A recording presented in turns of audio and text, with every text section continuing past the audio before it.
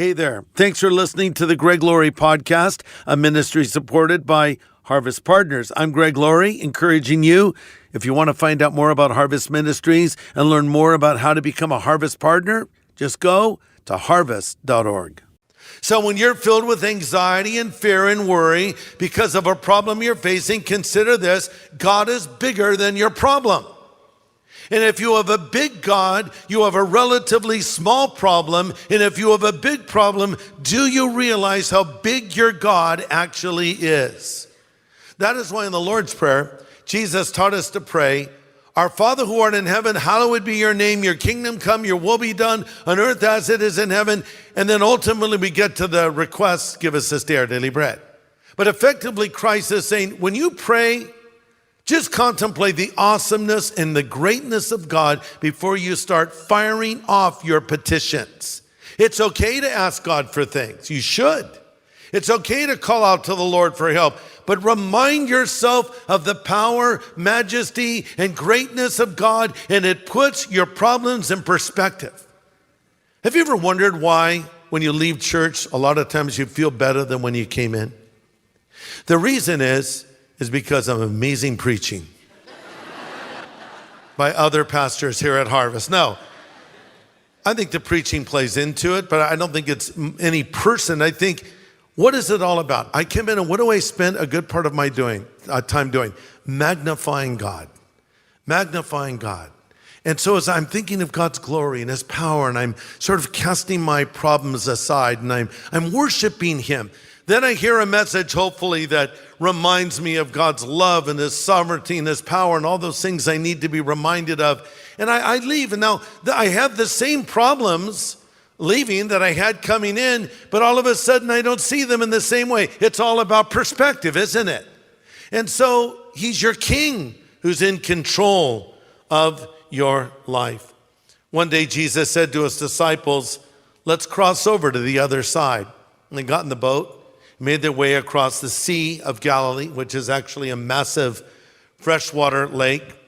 And then a huge storm came, and the waves were beating against their little boat, but Jesus was asleep. They woke Him up and said, "Master, don't you care that we're perishing?" And He arose and rebuked the wind and said to the sea, "Peace, be still." And the wind stopped and the water was calm. And Jesus turned to them and said, "Why are you so afraid? Don't you have any faith?" See, what they saw was Jesus had the power to stop nature's havoc if He chose to. When He said, "Peace, be still." And sometimes Jesus will come into the midst of your problem and say, "Stop," and it stops. And other times He's just with you as you face your problem. But I look at it this way: better to be in a storm with Jesus than anywhere else without Him. If Jesus is on board my boat, then I'm okay. And by the way, Jesus said, "Let's cross over to the other side." He didn't say, "Let's go out to the middle of the Sea of Galilee and I'll die." If He said that, I would not have gotten on that boat. He said, "Let's go to the other side." He did not promise them smooth sailing, but He did promise them a safe arrival. And the same is true for us. He has not promised you smooth sailing in life, but He has promised you a safe arrival. You will get to the other side. Well, I want to look at one last story. This is also on the Sea of Galilee. This is also about Jesus out there during a storm, but this one's a little different. It was a stormy night, and the disciples were on the boat, but Jesus was not on board with them on that particular occasion. And then they turned and saw Jesus walking over the tops of those waves, and that brings us to Matthew 14, verse 27. If you haven't turned there yet, look at that, Matthew 14. Immediately Jesus spoke to them, saying, "Be of good cheer. It is I, don't be afraid." Peter answered Him and said, "Lord, if it's you, command me to come to you on the water." Jesus said, "Come."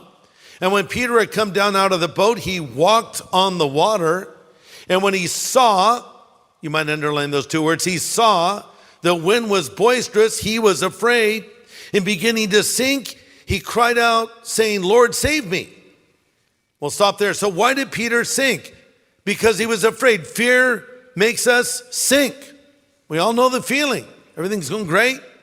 Then all of a sudden we're gripped with anxiety and fear, and we're practically drowning in our doubts. Faith gives way to fear, trust to worry, and when faith reigns, fear has no place, but when fear reigns, faith is driven away. Why did Peter sink? Number one, because he took his eyes off of Jesus. Verse 30, he began to sink and he cried out. He was doing really well. I mean, let's give him some credit.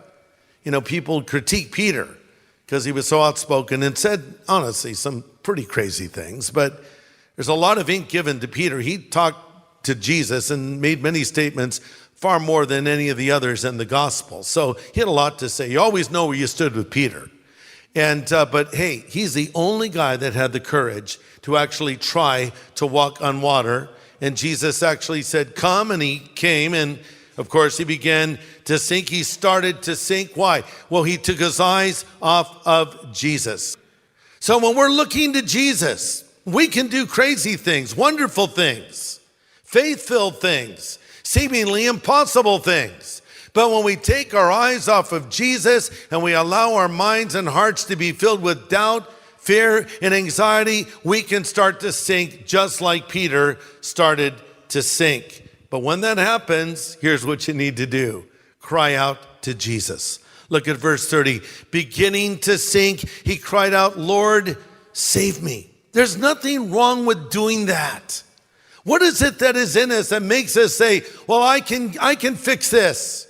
I can get through this. I can control this. Actually, maybe you can't.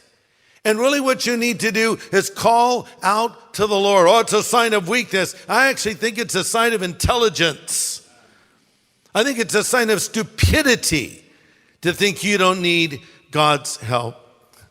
I love what Jesus said, verse 31. Immediately Jesus stretched out his hand and caught him. Peter's going down. He catches him, pulling him up, and he says, oh, you of little faith, why did you doubt? Interesting thing, these words, little faith, is one word in the Greek. And there's sort of a tenderness to it. Oh, little faith. Not two words, one word. Oh, little faith. Almost like a nickname. Oh, little faith.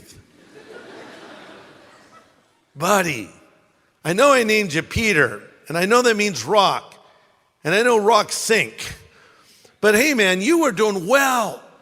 You were on a roll. Why did you doubt? Why did you take your eyes off of me? And then he lifts them up and they walk back to the boat.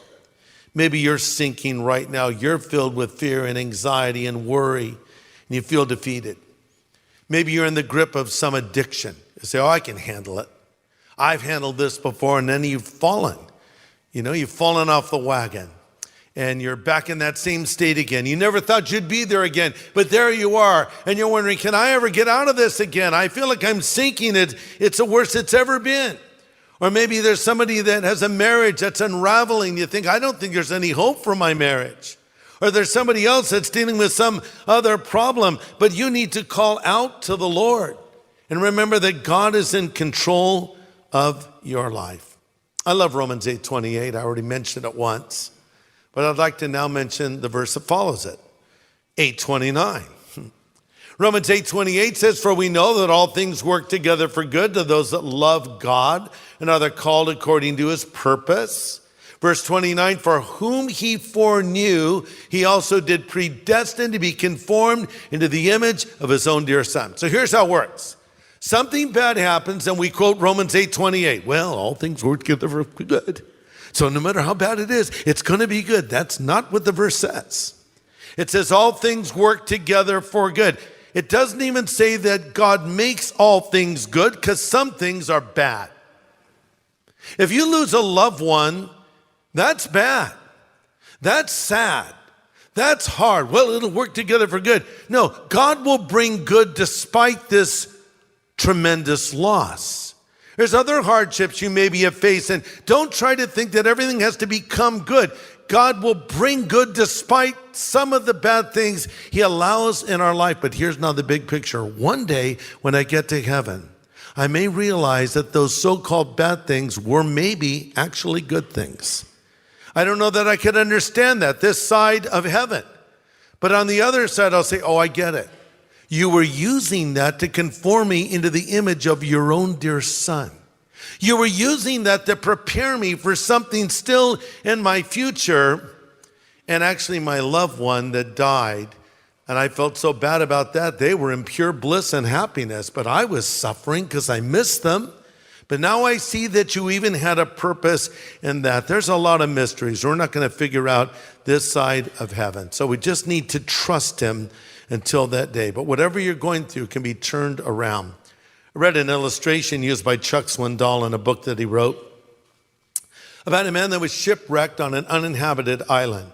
He painstakingly built a little hut for protection from the elements where he could keep the few items he had salvaged from the wreck. And for weeks he lived in this little hut, and he would shelter himself from the storms that would come. And every day he would scan the horizon, prayerfully hoping for someone to come and rescue him. And then he would go out for a while and search for food and come back to his little hut. And one day while he was out searching for food, he came back and was horrified to find his little hut, where his few possessions were, was in flames. Now everything that he had was completely gone. He could not believe his bad fortune. And he fell asleep that night thinking how badly things had gone. Why would this happen? And then he awoke to the sound of someone's voice, and it was the captain of a boat had just arrived. And he said, "We saw your smoke signal and we came to rescue you." So sometimes what we think is the worst disaster is a smoke signal leading to our deliverance. The worst case scenario can actually be exactly what the Lord has ordered for your life. Hey everybody, thanks for listening to this podcast. To learn more about Harvest Ministries, follow this show and consider supporting it. Just go to harvest.org. And to find out how to know God personally, go to harvest.org and click on Know God.